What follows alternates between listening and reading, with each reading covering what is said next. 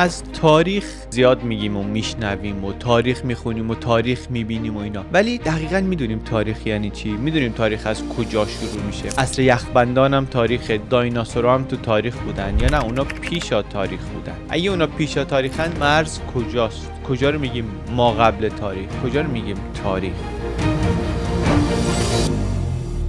معمولا تاریخ رو میگن اونجایی که خط اختراع میشه. تاریخ از اختراع خط شروع میشه. قبل از اون هرچی هست میشه پیشا تاریخ. و این یعنی تاریخ همش با هم، همه چیزایی که شنیدیم و میشنویم و میخونیم و بهش میگن تاریخ، همه یه بخش ریزی از داستان انسانه. داستان انسان روی کره زمین اگه بخوایم بگیم بیش از 99% پیشا تاریخه، 1% تاریخ. رو تایملاین هم میبینین دیگه، از 3000 سال قبل از میلاد مسیح که خط احتمالاً اختراع شده تا الان 2025 سال بعد از میلاد، کلاً یه چیزی حدود 5000 سال تاریخ داریم. خط 5000 سال پیش اختراع شده، تاریخ 5000 سال پیش شروع شده. اینجا هم شروع شده، در میان رودان بین النهرین. برای قصه گفتن و اینا هم شروع نشده، اختراع نشده خط. اصلا اختراع شد که حسابای مالیشون رو ثبت بکنن. ولی اون نکته رو و اون نقطه رو و اون جای تاریخ رو عموما میگن شروع تاریخ.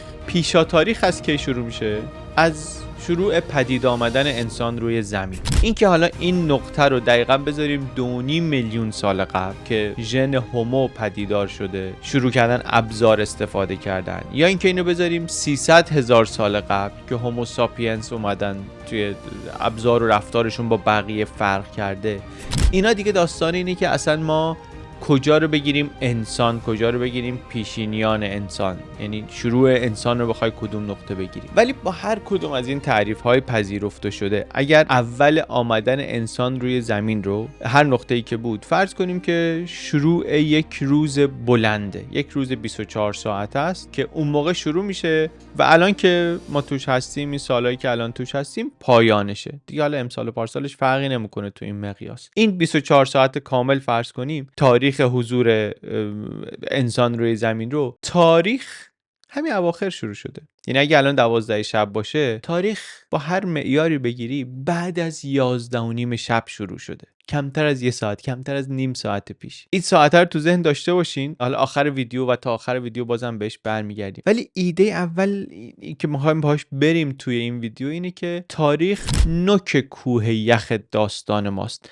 بخش خیلی بزرگترش پیشا تاریخه. خیلی طولانی بوده، منتها خب خیلی هم کم اتفاق بوده نسبت به تاریخ. همونطور که الان ممکنه از نظر خیلی‌ها تو یه سال اندازه چند دهه قرن‌های گذشته اتفاق بیفته، مقیاس تاریخ به پیشا تاریخ هم همچین چیزیه. ولی این به این معنی نیست که در پیشا تاریخ هیچ خبری نبود، هیچ اتفاقی نمیافتاد. من برام جالب بود که این همه که حالا از تاریخ میخونم و میگم و اینها، یه دید کلی هم از پیشا تاریخ داشته باشم، هر از گاهی سری هم به پیشا تاریخ بزنم. این ویدیو بهانه یه تحقیق مختصری شد برای همین سوال. خیلی جمع و جور و خلاصه و سطحی و غیر علمی مثل کنجکاوی‌های همیشه خودمون، نقاط برجسته پیشا تاریخ رو میخوایم بریم در بیاریم. میخوایم بریم تایملاین پیشا تاریخ رو ببینیم، روش چند تا نقطه یا بازه مهم هست، اتفاق مهم هست. بخوایم با کمک اینا چند تا تصویر بگیریم، ببینیم مثلا لوسی کی بود، ابزار کی شروع شد، آتیش کی مهار شد، از آفریقا کی بیرون اومدن، حیوونا رو کی اهلی کردن، نئاندرتالا کی اومدن، هوموساپینا کجا بودن. در 9 پرده 10 پرده روی این تایملاین میخوایم زوم کنیم، بریم ببینیم که چه خبره. اون 10 تا چیز مهمی که دیگه حتما باید از پیشا تاریخ بدونیم، از انسان‌های اولیه اصطلاحاً، از کاراشون، حرکت‌های مهمشون و از اینکه از صبح، از دقیقه 1 صبح تا همین نیم ساعت پیش که ما برسیم و خط اختراع بشه و اینا، اینجا چه خبر بود. حالا ما برسیم هم جالبه دیگه، ما کی هستیم، ما خودمون رو به اون وصل میکنیم، به این وصل میکنیم، به همش وصل میکنیم، هم دیگه داستان هر کسی جداست لابد. یه کنجکاوی غیر تخصصیه ولی بر خودمون خیلی جذاب. ما مثل همیشه خیلی تلاش میکنیم درست و دقیق و اینا صحبت کنیم، ولی هر جا چیزی شنیدید که میدونید اشتباهه، لطفاً کامنت بذارید که ما هم یاد بگیریم. پرده اول،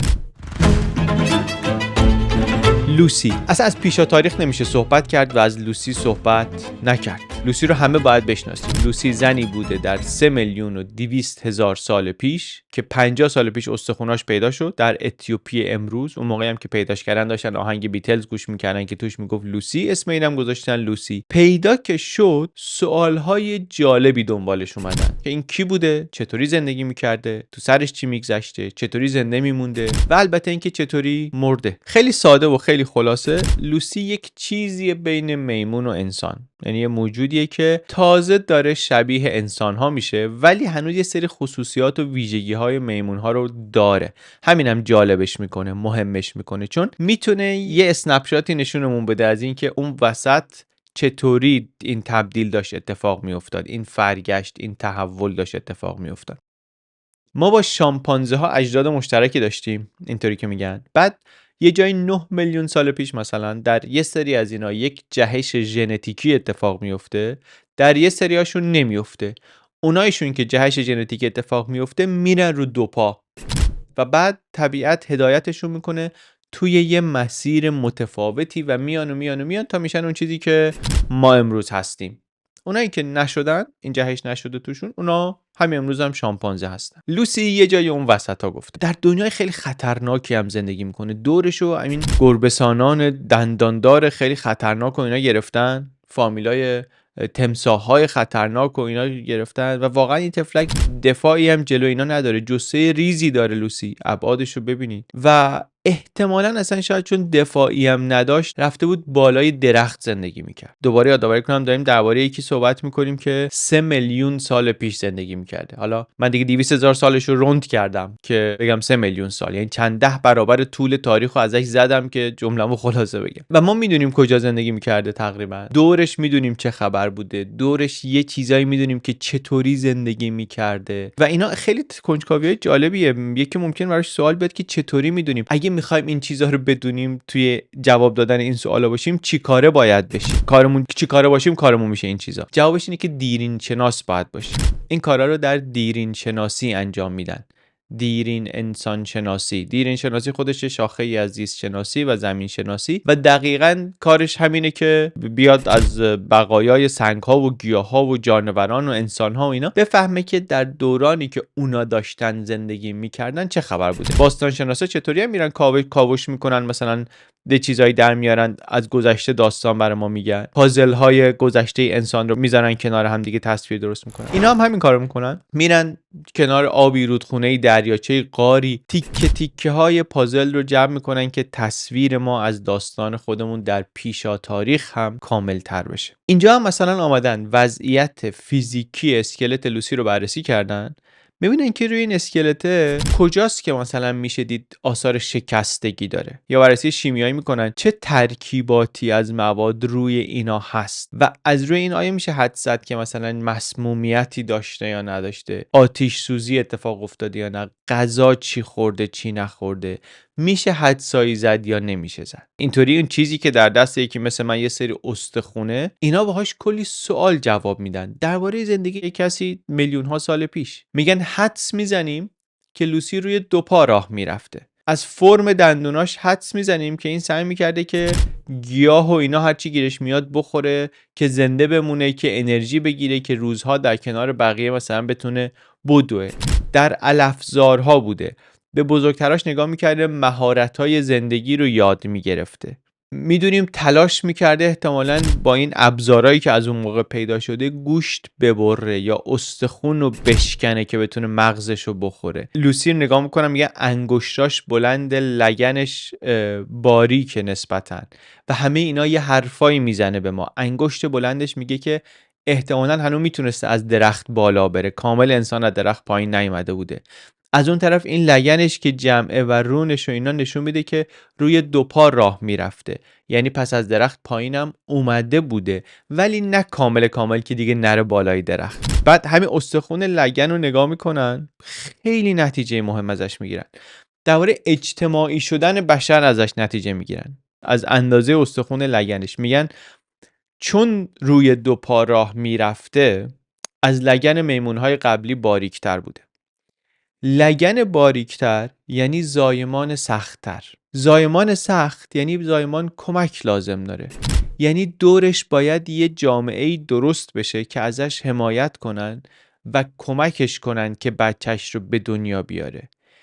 این اول راهیه که بعد از 3 میلیون سال تبدیل میشه به جامعه، تبدیل میشه به گروه، تبدیل میشه به همین چیزایی که امروز برای ما بدیهی هن. تعاملات اجتماعی از همین جاها میاد. خیلی فرضیه های جالب و مهمی درست میشه از مطالعه یک سری استخون که آره که جامعه سازی اولیه شاید اساساً برای کمک به زایمان بوده، یا درباره مرگش مثلا استخوناشو نگاه میکنن میبینن شکسته، حدس میزنن یا از بلندی افتاده یا اینکه یه حیوانی بهش حمله کرده در اثر حمله کشته شد. ولی نکته اینا نیست، نکته جزئیاتش نیست که کدومی که از اینا درسته کدوم درست نیست. نکته اینه که از این بقایای مونده از این فسیل، از این استخوان‌های لوسی خیلی چیزها میدونیم. یکی از مهمترین اسناد پیشا تاریخ برای شناختن اون روزگار و شناختن انسانی که امروز داره روی زمین زندگی میکنه. 40% اسکلتش هم سالمه که برای یه فسیل مثلا 3 میلیون ساله خیلی زیاده، خیلی نادره. و خلاصه که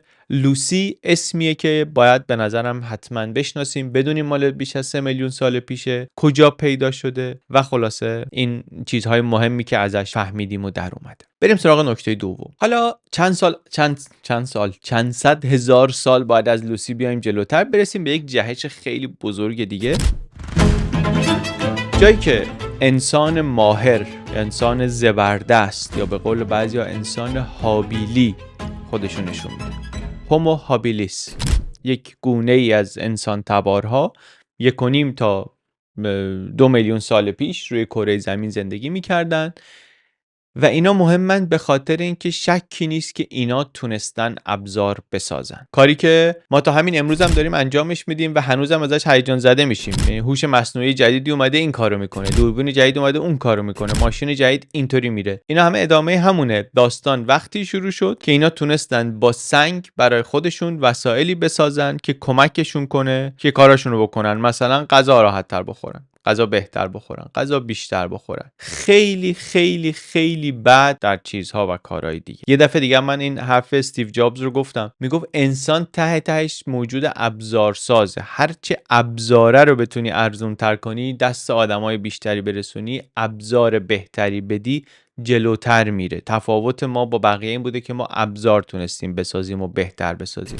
واقعا هم شروع داستان ابزار ساختن مهمه و اونم البته که در آفریقا بوده. لوسی گفتیم در اتیوپی پیدا شد. بقایای انسان ماهر هم اولین بار در تانزانیا پیدا شده با ساتور و ابزارهای سنگی دیگه. چطوری هم درستش کردن؟ اینطور سنگو گرفتن، کوبیدن، انقدر سنگ رو کوبیدن بهش شکل دادن. بعضیش میگن ابزارهای اولدوایی، به خاطر اون جایی که در تانزانیا اسمش یه دره نمیدونم چیه، خلاصه اون اسم روش مونده. ولی داستان اینه که نزدیک 2.5 میلیون سال پیش استفاده از ابزار رو شروع کردن. چی شده اینا ابزار رو درست کردن؟ حالا دارن کار میکنن دیگه. دانشمندا میان مثلا با نمونه هایی که از جمجمه انسان ماهر دارن رو اندازه مغزش کار میکنن که این مغزش به نظر میرسه از قبلی‌ها بزرگتر بوده. میانگین مغز هومو هابیلیس ها 50% از اجدادشون بزرگتره و مغز بزرگتر یعنی اینکه این گونه داشته براش اتفاقای جدیدی میافتاده، میتونسته تفکرهای پیچیده تری بکنه و شاید یه راهیه برای اینکه توانایی شناختیش، یه جایی که توانایی شناختیش شروع کرده زیادتر شدن که رسیده به انسان ماهر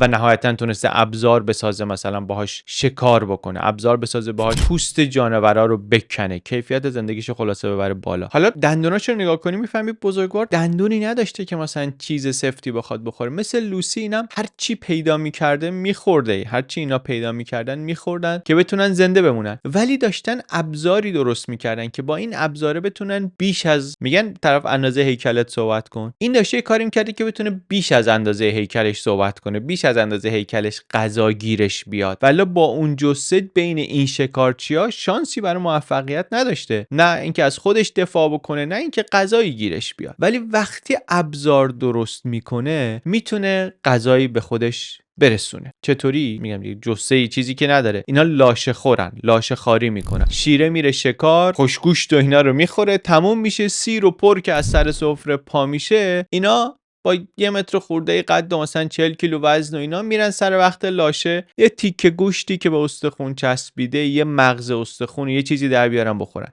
چرا شیره بلند شد از سر جنازه؟ به خاطر اینکه دیگه اون گوشت چسبیده بود به استخون، شیره نمیتونست اونو بخوره. این چرا میتونست بخوره؟ چون چاقو داشت. حالا چاقو که نداشت. من یه عکس اینجا دارم از این مقایسه ابزاره، اینطوری میگم شاید بتونیم ببینیم.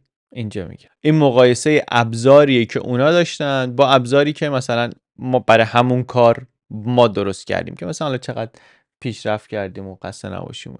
ولی به خاطر اینکه یه ابزار داشت، یه ابزاری داشت، یه سنگی رو گوشش رو انقدر کوبیده بود، سابیده بود، تیز شده بود، مثل چاقو شده بود، میتونست با اون جثه کم و اینا بره یه غذایی رو بخوره که کسی دیگه نمیتونست بخوره. با بهتر شدن ابزار، با بهتر شدن کار گروهی و اینها، تونست یه لقمه غذا از جلوی دهن شیر و ببر و پلنگ و تمساح و اینا بکشه بیرون، خودش بخوره. بر همین هم هست بعضیا یه حرف خیلی جالبی میزنن، حرف خیلی عجیبی میزنن. میگن که از زمان اختراع ابزار تا حالا بشر قدم جدیدی ور نداشته، دیگه داره ابزار رو بهتر میکنه، ابزارهای بیشتر و ابزارهای بهتری داره میسازه، ولی قدم به اون بزرگی دیگه ور نداشته. درسته که ما الان از اینکه سنگو بکوبیم باهاش گوشت ببریم، گوشت خام به نیش بکشیم، رسیدیم به مثلا ماهواره هوا کردن و به این اسکله هایی که دیگه انگار آدم اصلا توش کار نمیکنه، همشون داره با رباتا میره میاد و معلوم نیست. من الان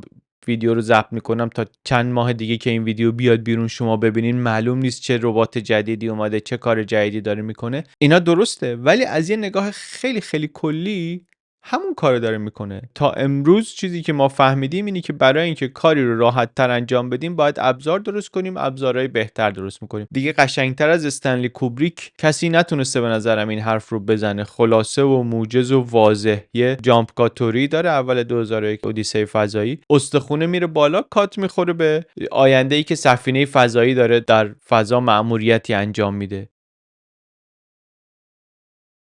اون بزرگواری که ابزار سنگی رو میساخته هیچ شباهتی به ما نداره واقعا. خیلی هنوز به میمون نزدیکتره تا مثلا اون تصویری که ما از انسان داریم. به علم نرسیده، خیلی مونده به علم برسه. مغزش خیلی کار داره بشه اینی که بعدن شد، ولی ابزار رو داره میسازه. تکنولوژی نداره ولی ابزار داره. تیکه فیلم کوبریک اینو نشون میده که علم نیست ولی تکنولوژی هست. بریم جلوتر. پرده دوم بود. لوسی رو گفتیم، ابزار سازی رو گفتیم. بیایم برسیم به انسان راست قامت و آتش، کشف آتش یا مهار آتش. این 1,800,000 سال پیشه. با یک گونه منقرض شده دیگری از انسان تبارها باید آشنا بشیم حالا، به نام انسان راست قامت، هومو ارکتوس. اینا کار شاخشون اختراع آتش بوده. یعنی یاد گرفتن آتیش رو کنترل کنن. 2 سنگو مثلا بزن به هم، آتیش درست کنن، آتیشی که در کنترل خودشونه. آتیش معلومه چرا مهمه دیگه. یعنی شما یه لحظه دنیایی بدون آتش رو تصور کن، میبینی که خیلی با دنیایی با آتیش فرق داره. آتیشی که خودت بتونی درستش کنی و مهارش کنی. یادگار بزرگ راستقامت ها برای تاریخ یا پیشا تاریخ این بوده. با آتیش حالا خیلی کار میشه کرد. گفتیم قبلا نقطه مهم ابزار ساختن بود. آتیش که اومد میشد ابزارهای بهتری ساخت. اینا بودن که تونستن یه کاری کنن چیزا رو خیلی داغ کنن، یه کاری شبیه جوشکاری بکنن. ابزارهای پیدا شد توی همین اتیوپی، مشخص ابزاریه که احتمالاً با کمک آتش جوشکاری شده. اولین نشانه هاست از اینکه گونه‌های از انسان‌های اولیه تونستن کیفیت ابزار سنگیشون رو با همون آتش بیرون ببرن. سفال رس پیدا شده که معلومه بلد شدن ظرف بپزن، ظرف درست کنن. بعد آتش فقط اینا نیست، آتش این حالا ابزار بهتر کردنشه. آتش یعنی اون گوشت خام و لازم نیست خام به دندون بکشی. گوشت خام رو نه که نشه خورد، میشه خورد، ولی کار میبره. همون قدری که انرژی ازش میگیری باید مصرف کنی که بخوریش. ساعت‌ها باید بشینن بجوان. و کسی که خب اگه برنامه روزش این باشه که ساعت‌ها بشینه بجوه که دیگه نمیتونه ازش نمیشه انتظار خلاقیت و اکتشافات و اینا داشت. که معلوم نیست واقعا اون گوشت خامو بجوه هضمش کنه چقدر از انرژی که قرار بوده بگیره رو تا همین الان مصرف کرده رفته. وقتی آتش اومد، غذای پخته اومد، غذا میتونه سریعتر هضم بشه و این کمک کرد مغز انسان بزرگ بشه و راه رو باز کرد برای تغییرات مهم بعدی. یا وقتی که آتش اومد، نور اومد. وقتی که آتش اومد، شب روشن روشن شد برای اولین بار. تا اون موقع تاریخ، تا اون موقع پیشا تاریخ، تا اون موقع دنیا شب تاریک بود. وقتی که خورشید میرفته که تاریک بود دیگه. اما اگه ماه بود روشن بود، اگه نبود کاری نمیتونستی بکنی. همه کنترل دست طبیعت. الان که آتیش بود، یه کنترلی هم روی دما داشتی، یه کنترلی هم روی یه جای محدودی روی روشنایی داشتی. ابزارهای اینا که بهتر شد، غذای اینا که بهتر شد، یه گروهایی از اینا رفتن نزدیک دریاچه‌ها و رودخونه‌ها و اینا زندگی کردن. اینکه امروز آدمیزاد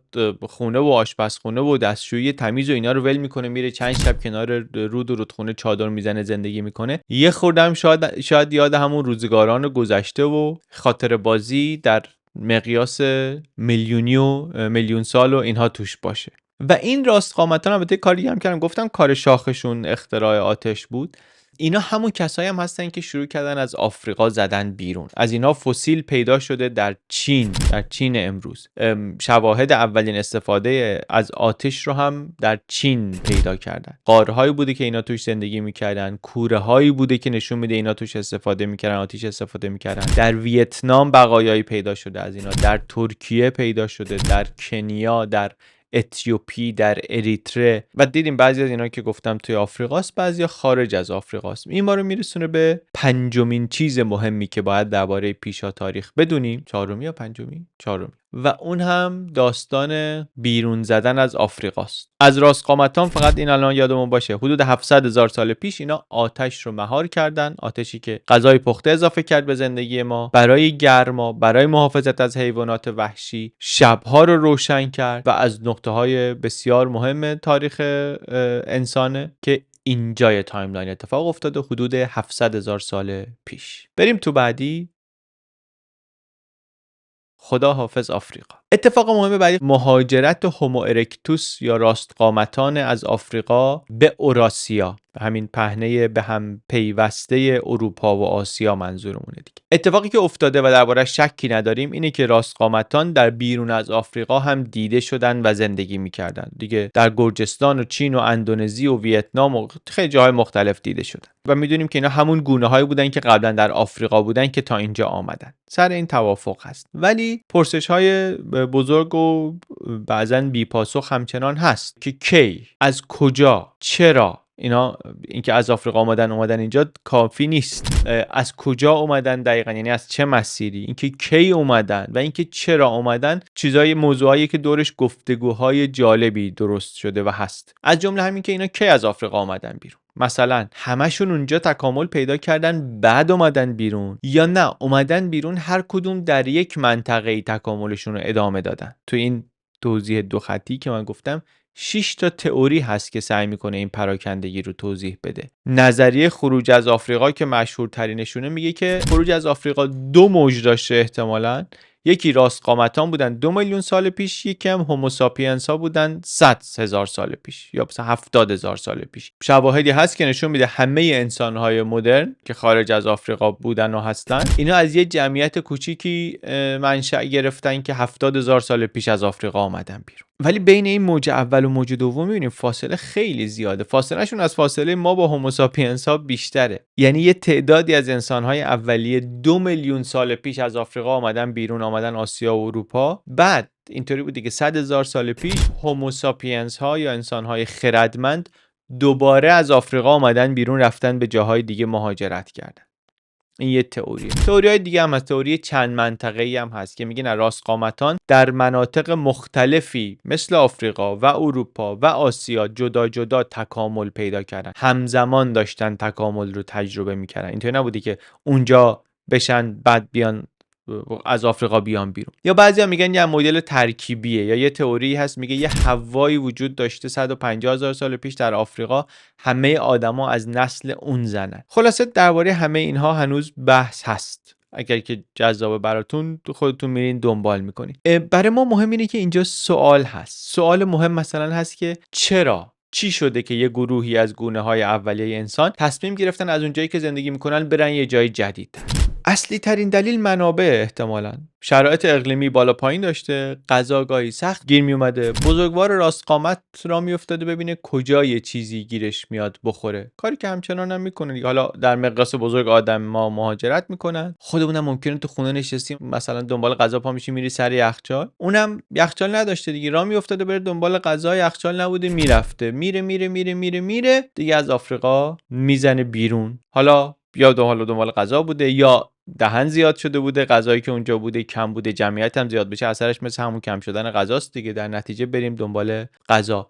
حیوونا رو هم میبینی، گله های حیوونا هم همچین رفتاری میکنن، دنبال قلمرو جدید میرن یه جایی که، یعنی میرن یه جای قلمرو که میرن یه جایی که منابع بیشتری باشه، میرن یک مهاجرت گروهی میکنن یه جایی که منابع بیشتری برای غذا باشه. و البته گفتیم اینا اولی مهاجرت مال راست قامتانه، اینا یعنی که دیگه ابزارم داشتن، یعنی امکان واقعی این رو داشتن که برن یه جای دیگه، بهتر میتونستن خودشون رو تطبیق بدن با شرایط طبیعی جای، پس طبیعت یه مقداری بر بیان، میتونن از آفریقا بیان بیرون، از مصر و خاورمیانه و اینا بیان، برن اوراسیا، برن قفقاز، برن چین، برن اندونزی، برن در جنوب شرقی آسیا. تو این مسیرهایی که اینا میرن، یه داستانی هم که برای ما جالبه اینه که از مسیرهای احتمالیشون مسیرهایی که از فلات ایران میگذره. حالا اینکه جوامع هوموساپینز چطوری در فلات ایران گسترده شدن، باز دوباره سررشته یه کنجکاوی. پیشنهاد میکنم یه کانال تلگرامی، قبلا هم گفتم، کارهای آقای سامان حیدری گوران و همکاراشون اینا رو دنبال کنید. من کانال رو دارم دنبال میکنم، برام چیزای جالبی داره. خیلی وقتا میام مثلا غارهایی رو در ایران، در کردستان عراق،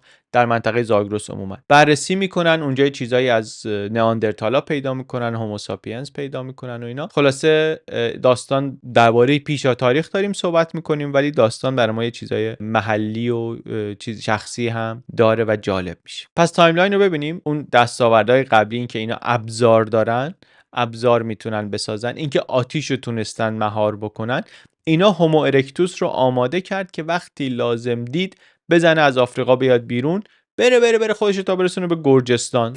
تو گرجستان الان جمجمه این مهاجران رو پیدا میکنن که 1,700,000 سال پیش اومده و پدرش و مادرش و اینا به نظر میسه از آفریقا آمده بودن به گرجستان، نسل اول مهاجر بودن. این سفر کردن و مهاجرت و کوچنشینی و یک جا بند نشدن و اینا هم خلاصه انگار داستانیه که هست دیگه. آدما به خاطر زندگی بهتر و منابع بیشتر و اینا عجیب نیست که میرن جای دیگه. 1,700,000 سال پیش با امکانات اون موقع هم این کار رو میکردن، همچنان هم میکنن. بریم سراغ نکته بعدی. حالا کم کم داریم به یه بخش‌هایی از پیشا تاریخ میرسیم که به دوران زندگی ما نزدیک تره.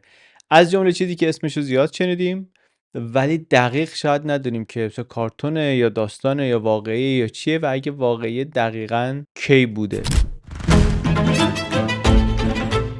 عصر یخبندان. اولین نکته این که عصر یخبندان یکی نبوده، 5 تا بوده. و البته که ما وقتی صحبت میکنیم داریم درباره آخریش حرف میزنیم. آخرین دوره عصر یخبندان، کوارترنری، در دوره کوارترنری گلیسیشن، میگن از 100,000 سال تا 10,000 سال پیش ادامه داشت. بعضی هم بهش میگن عصر یخبندان کنونی، چون میگن هنوزم در واقع این چیزی که در جنوبگان میبینی و در گرینلند میبینی ادامه همون وضعیت. منتها حالا ما نمیگیم ادامه داشته، ولی میگیم اونا آثاریه که از اون عصر یخبندان روی زمین الان هست. جلوتر که بریم میگم آثار خیلی بیشتری هم هست. چه اتفاقی افتاده در عصر یخبندان اتفاق افتاده به دلایل مختلف اقلیمی و نجومی و اینا. خیلی جاها سطح زمین یخ زده، یه جوری که نه گیاهی نه درختی، هیچی در نمیاد. سالی چند هفته مثلا دمای جاهایی میاد بالای صفر که یه چیزی در بیاد، بقیه‌اش سرماست. خیلی اکوسیستم حساس میشه. دووم آوردن دیگه کار هر کسی نیست، خیلی دووم نمیارن. مشهورتر از همه شاید این ماموت‌های غولن، اینا به پایان عصر یخبندان نمیرسن. یه سری گوزنا و ببرا و اینا هم هستن، نمیتونن. انسان ولی میتونه و تغییرات خیلی جالب و مهمی هم میکنه. اون انسان خردمندی که حالا پیشرفتایی هم کرده و ابزار بلده و آتیش مهار کرده و جابجا شدن یاد گرفته و اینا، با این زمستون خیلی طولانی هم که مواجه میشه، شروع میکنه سیستم خودش رو ارتقا دادن، لباسای بهتر و مناسبتر درست کردن، ابزار بهتر، راه حلای بهتر، شکار بهتر که حالا بتونه مثلا از یخبندان که شده بره یه جاهایی کارایی بکنه که قبلا نمیتونسته بکنه، حتی از فرصتایی که به وجود میاد استفاده بکنه. یخبندان شده، یه جایی که قبلش بینشون دریا بود، یه جزیره‌ای بود اونور آب و اینا هم که خب کشتی نداشتن برن بهش برسن، الان پل یخی درست شده. اینی که راه میفته آدمیزاد میره از سیبری میره تا آلاسکا، هم آدم هم حیوان اینطوری میشه که به قاره آمریکا میرسه. و این از یخبندان گفتیم هست تا حدود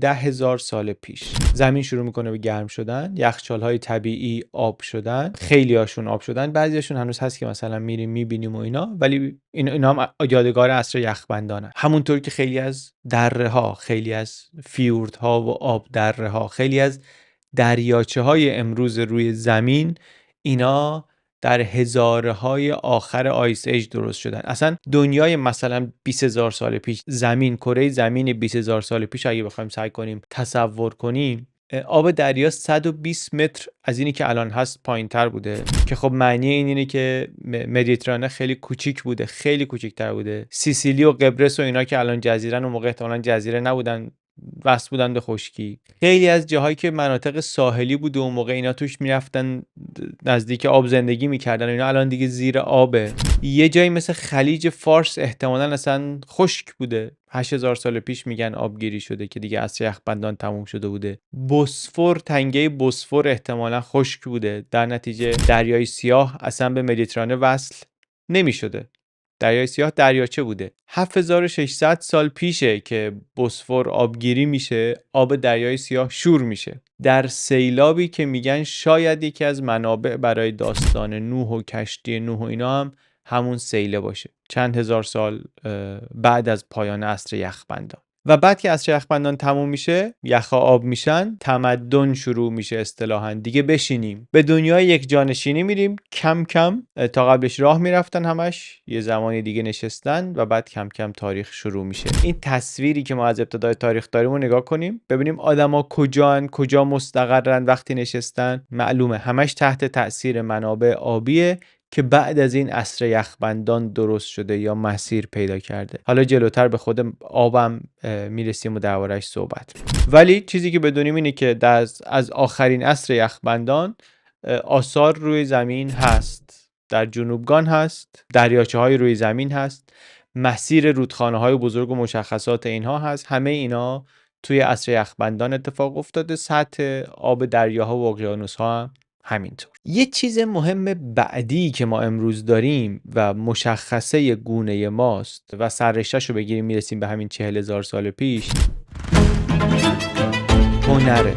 حالا هنر که میگم یه خورده بازتر صحبت میکنیم، جلوتر میگم. اولین چیزی که پیدا شد بهش میگن اثر هنری همین نقشای روی قاره دیگه، رو دیوار قاره جاهای مختلف در اروپا و آفریقا و آسیا و اینا کشف شدن. هنوز خط نیست، ولی برای اینکه اینا شفاهی با هم ارتباط بتونن برقرار کنن دارن یه راههایی میجورن، یه جورایی یک نوع زبان به حساب میاد. حالا بیشتر نشانه است، یعنی همش نشانه است، بیشترش طرحهایی از حیوانات، کلا هم مسائل اون انسان‌های اولیه محدود دیگه. همین امروز هم می‌بینیم خیلی از آدما مکالماتشون خیلی دامنه وسیعی نداره. خیلی تو خونه مکالماتشون محدود به همین که چی بخوریم، شام چی داریم، نهار چی درست کنیم. همینه دیگه. 40,000 سال پیش واقعا موضوع دیگه‌ای هم نبوده خیلی که بخوان درباره‌اش صحبت بکنن. چیزی هم که روی دیوار غار می‌کشیدن همین بوده. حالا ماموتی ببینن، گاومیشی، اسبی، آهویی، چیزی ببینن اونا رو هم بکشن. ولی از شوخی گذشته، اتفاقی که داره میفته خیلی مهمه، به خاطر اینکه اولین نشانه‌های تفکر انتزاعی توشه. یعنی چی؟ یعنی دیگه فقط اینطوری نیست که ماموت رو ببینی بتونی دربارش حرف بزنی، بهش فکر کنی. من ماموت رو تو قاریم، مثلا ماموتی در کار نیست که، ولی من عکس ماموت رو میکشم رو دیوار، اینطوری یه کاری میکنم که تو بتونی به ماموت فکر کنی بدون اینکه ماموت جلومون باشه. با دیگرانی که ماموت رو ندیدن بشه درباره ماموت صحبت کرد. این شروع یکی از مهمترین اتفاقاست، یا میشه گفت شروع مهمترین دوره از زندگی بشر. فرقیه که انسان خردمند پیدا میکنه با همه موجودات دیگه روی زمین که میتونه یه مفهومی رو به تصویر بکشه. همینجا شروع میشه، بعد پیشرفته تر میشه، پیچیده تر میشه، بعد دیگه میرسه به جایی که اصلا میتونه مفاهیم انتزاعی درست کنه، اصلا یه درباره یه چیزی حرف بزنه که فقط درخت و آهو و زن غار همسایه و مرد بالای درخت و اینا نیست. درباره چیزی میتونه حرف بزنه که اصلا وجود فیزیکی نداره.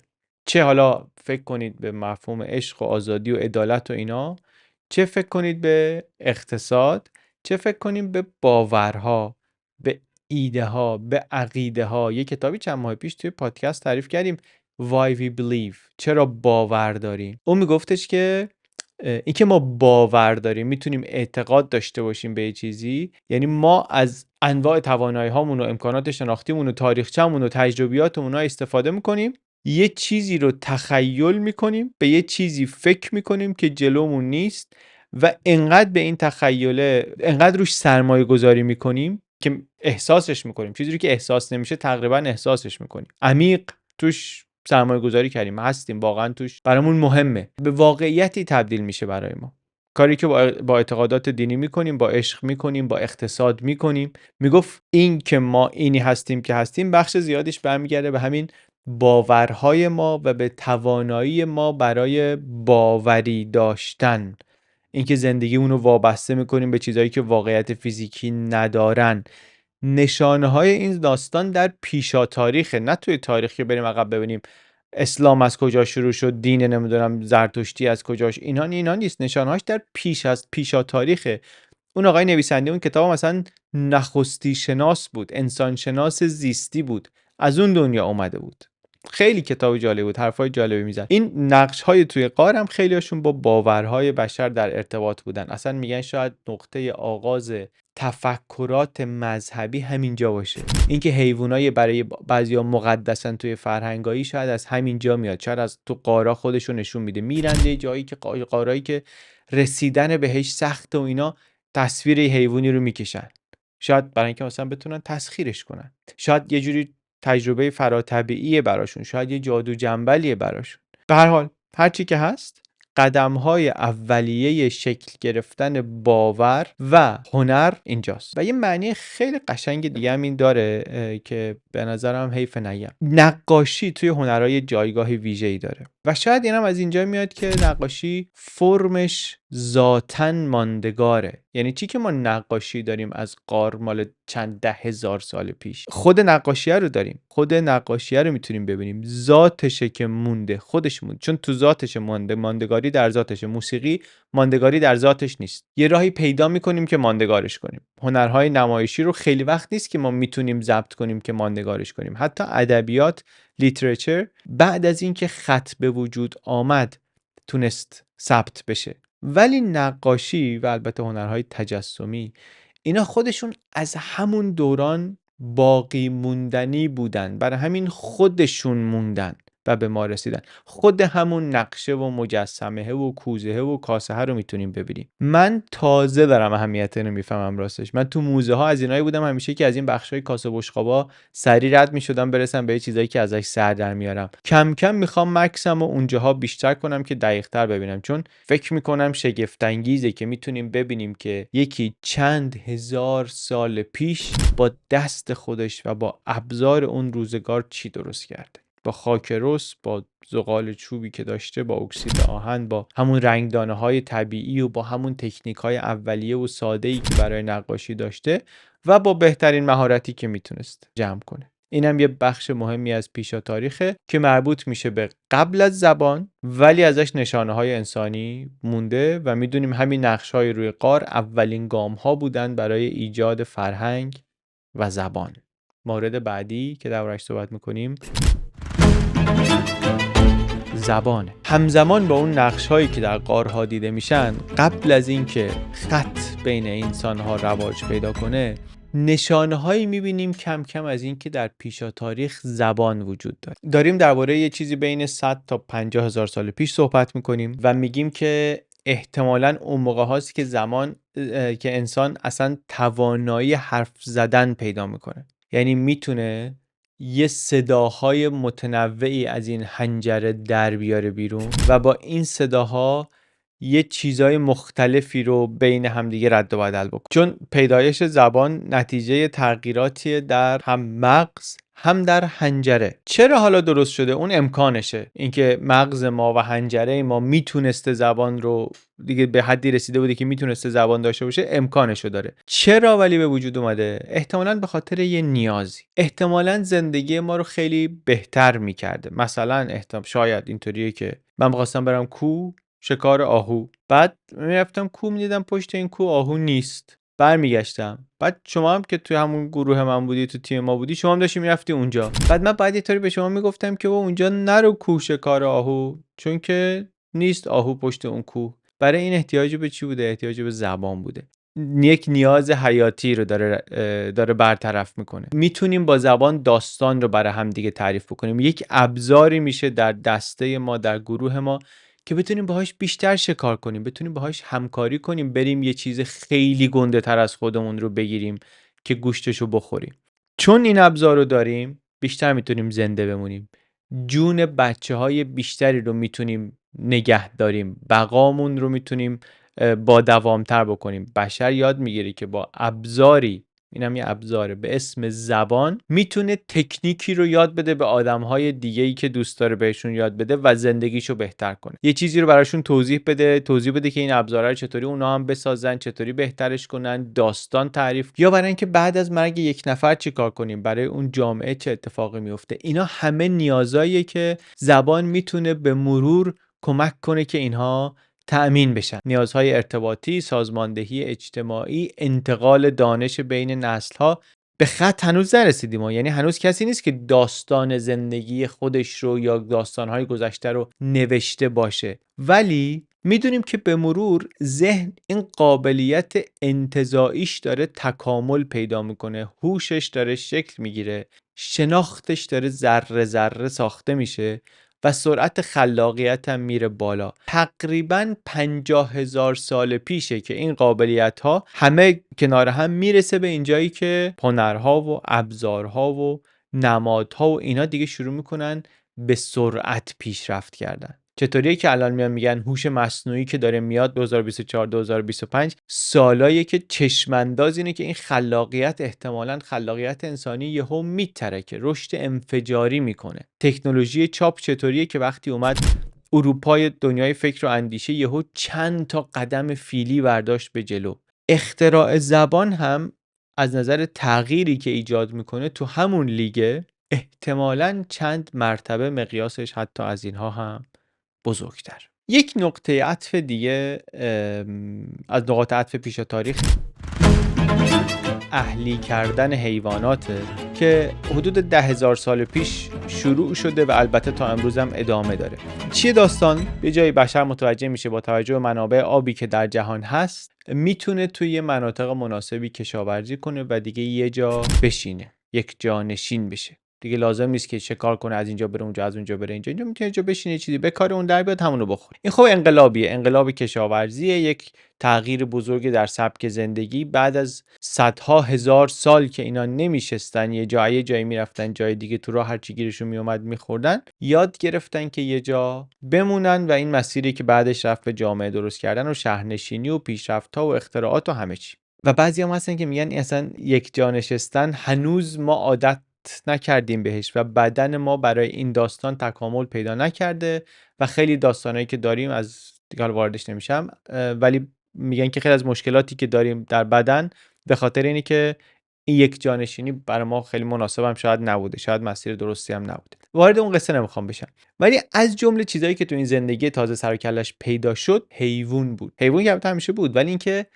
از حیوانه استفاده کنیم، کارمون رو ببریم جلو، یک کاری کنیم حیوانه از ما نترسه. در واقع اصلش اینه دیگه، اهلی کردن، که ما بتونیم ازش حالا یا غذا بگیریم یا کنترلش کنیم، کمکمون کنه برای نگهبانی، برای شکار، یا توی کشاورزی بیاد یه بخشی از کار ما رو بکنه. و اینا یه کارهایی که همچنان جاهای مختلف دنیا دارن با حیوان انجام میدن دیگه. ما اساسا نمیتونیم حیات بشری رو در شرایطی تصور کنیم که اهلی کردن حیوانات وجود نداشته باشه. اینکه ما تونستیم غذا رو ذخیره کنیم، جمعیت رو زیاد کنیم، تجربه متفاوتی مثل زندگی فرهنگی و اقتصادی و اینا داشته باشیم، از یه بخش مهمش روی اینه که حیوانات رو تونستیم اهلی کنیم. سگ‌ها رو احتمالاً به عنوان اولین موجودات انسان تونسته اهلی کنه، ازشون استفاده کنه برای شکار و نگهبانی و همراهی، کم و بیش به همون دلایلی که امروز هم ما سگ‌ها رو کنار خودمون داریم. 17,000 سال پیش در شرق آسیا و در آفریقا نشانه‌هایی هست که سگ رو اهلی کرده بودن. حالا اینکه چه حیوانی میتونه اهلی بشه، چه حیوانی نمیتونه، اینا خودش هزار تا داستانه دیگه. باز یه کتاب تو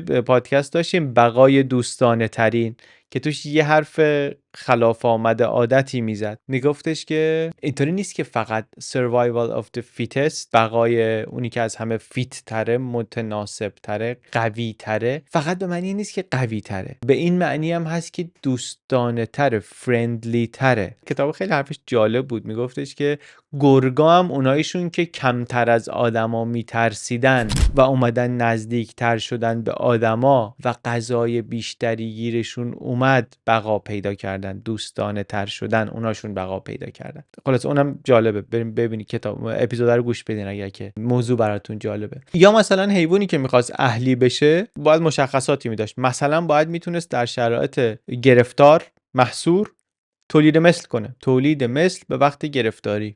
این مسئله که تا همین الان هم هست. یک گونه هایی به این دلیل در حال انقراضن یا منقرض شدن که در طبیعت نمیتونستن زنده بمونن و آدم اومد گفتش که خب بس من اینا رو میگیرم مواظبت میکنم. اینا رو گرفت کرد تو باغ وحش که مواظبت کنه، اینا تولید مثل نمیکنن و از بین میرن. اون بز و گوسفند و گاو و مرغ و خروس و اسب و خوک و اینا مشکلی با این داستان ندارن و بر همینم موندن دیگه.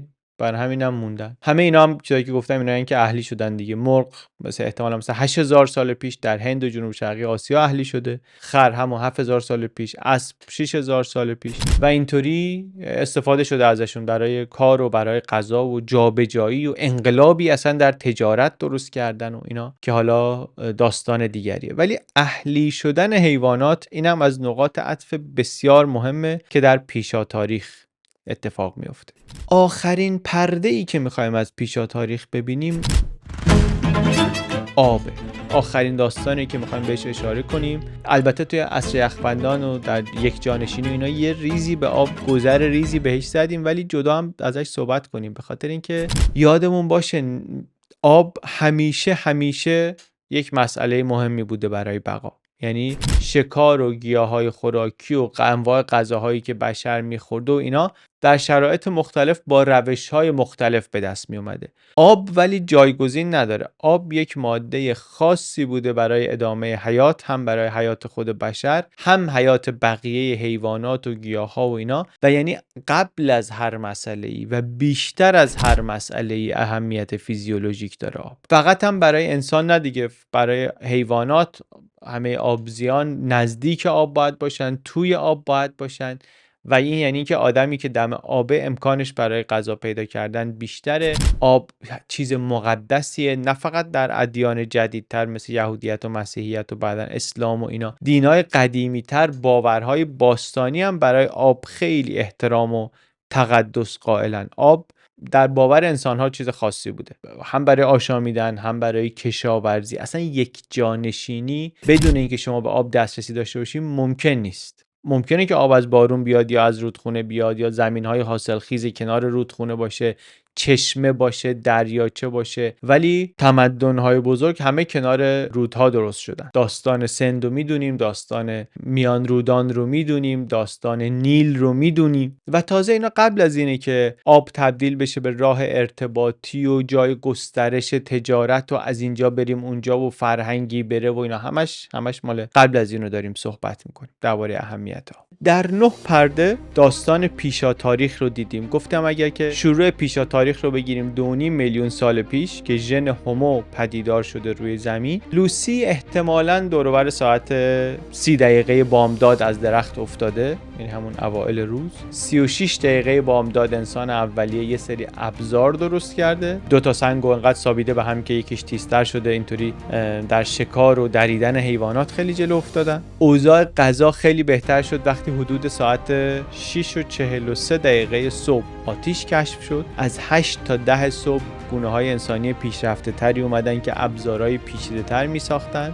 نشانه هایی هست احتمالاً از اولین نشانه های زبان ابتدایی بین اینها. از 9 صبح به بعد گونه های انسانی رو می بینیم که در جاهای مختلف اوراسیا پخش شدن، نه اینکه کامل از آفریقا اومده باشن بیرون، ولی یه تعدادشون اومدن بیرون. یک تعدادی جوامع اولیه داره درست میشه. اون موقع گروه های اولیه انسانی شروع میکنن با هم تو غار زندگی کردن.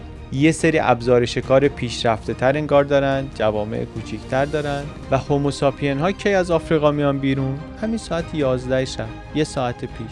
عصر یخبندان هم همون موقع شروع میشه که تا همین چند دقیقه پیش هم ادامه داشته. 11:31 شروع پدیده زبان، احتمالاً ساعت 11:36 شروع کردن نقاشی روی دیوار و همین 3 دقیقه پیش بوده که خط اختراع شد. این داستان جالبه به خاطر اینکه داستانا رو از ته به سر که بخونیم همه چی بدیهیه دیگه. بله بشر اینطوری تکامل پیدا کرد و تمدن درست شد و پیشرفت کرد و همه چی، ولی مثل همیشه دقیق که بشی میبینی که نه، خیلی اوضاع خیلی پیچیده تره، اوضاع خیلی متفاوته از اونی که فکر می‌کنی. داستان خطی نیست اصلا. ما تا مدت‌ها مثل نخستی های دیگه بودیم، تفاوت خیلی گنده‌ای نبوده که. تنها گونه نخستی اینطوری نیست که اجداد ما بودن، میلیون ها سال ما هم یکی بودیم مثل بقیه، شکاری میکردیم و شکاری میشدیم.